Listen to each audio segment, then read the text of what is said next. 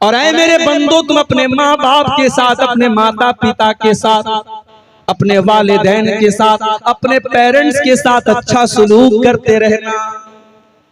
देखो, तौहीद के बाद अल्लाह ने फौरन माँ बाप का जिक्र किया, इसलिए कि दुनिया में जितने लोगों के हुकूक हमारे ऊपर हैं, उनमें सबसे पहला नंबर हमारे माँ बाप का है। इस दुनिया में सबसे ज्यादा अगर हमारे ऊपर किसी का एहसान है तो हमारे माँ बाप का एहसान है।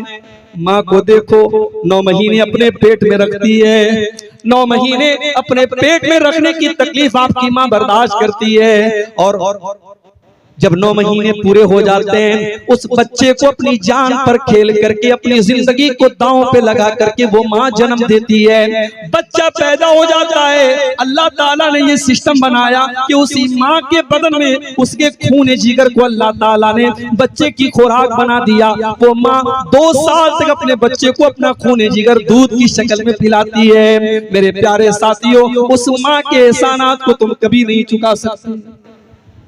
बाप को देखो, बाप को देखो, बाप रात दिन एक करके, खून पसीना एक करके आपको पालता है, आपकी माँ के ऊपर खर्च करता है, आपकी परवरिश के ऊपर खर्च करता है, आपकी पढ़ाई लिखाई के ऊपर खर्च करता है। बाप अगर इस दुनिया से चला जाए तो बच्चा यतीम माना जाता है, बच्चे को दुनिया में कोई सहारा देने वाला नहीं होता है। बाप बहुत बड़ी छाया होती है, बाप अपने बच्चे के लिए बहुत बड़ा सहारा होता है।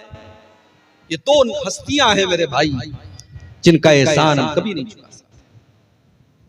अब्दुल्ला बिन उमर ने देखा, एक आदमी खाने काबा का तवाफ कर रहा है, अपने कंधे पर अपनी बूढ़ी माँ को बिठा करके खाने काबा का तवाफ कर रहा है, और बहुत खुश बना हुआ है।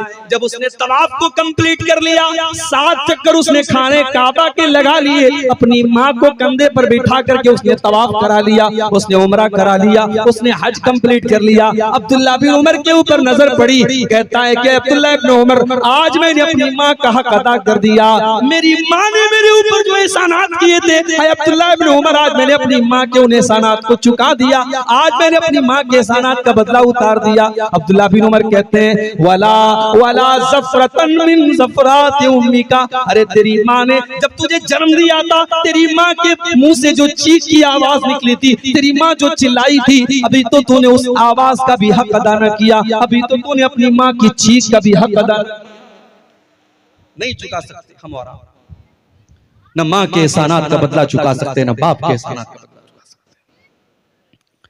इसीलिए अल्लाह ताला अपनी तौहीद का ऐलान करने के बाद दूसरा हुक्म क्या दे रहा है, वह बिल वालिदैन इहसाना, अपने माँ बाप के साथ मरते दम तक भलाई करते रहो। इम्मा यब्लुगन्ना इंदकल किबरा अहदुहुमा औ किलाहुमा फला तकुल लहुमा उफ़्फ़िन, अगर तुम्हारे वालिदैन में से कोई एक तुमको बुढ़ापे में मिल जाए या दोनों बुढ़ापे में मिल जाए, अगर दोनों मिल गए तब तो अच्छी बात है, और एक अगर चला गया, माँ चली गई बाप बचा, बाप चला गया तो माँ बची, जब एक बचाए तो वो तो और ज्यादा तुम्हारी मदद का हकदार है, वो तो और ज्यादा तुम्हारे प्यार का हकदार है। वो अगर अकेला हो गया, कल तक बुढ़िया मौजूद थी, बूढ़े को कोई तकलीफ होती थी बुढ़िया से शेयर कर लेता था, बूढ़ी माँ को कोई तकलीफ होती थी अपने शौहर से शेयर कर लिया करती थी। आज शौहर का इंतकाल हो गया, वो बुढ़िया, वो माँ आज अकेली हो गई, वो रात में किसी के साथ अपने दुख दर्द को बयान नहीं कर सकती। इसलिए अल्लाह ने पहले एक का जिक्र किया, फरमाया इम्मा यब्लुगन्ना इंदकल किबर अहदुहुमा औ किलाहुमा, अगर किसी एक को तुम बुढ़ापे की हालत में पालो या दोनों को बुढ़ापे की हालत में पालो, फला तकुल लहुमा उफ़्फ़िन, तो खबरदार अपनी बूढ़ी माँ को, अपने बूढ़े बाप को तुम कभी उफ भी मत कहना, उफ भी मत कहना।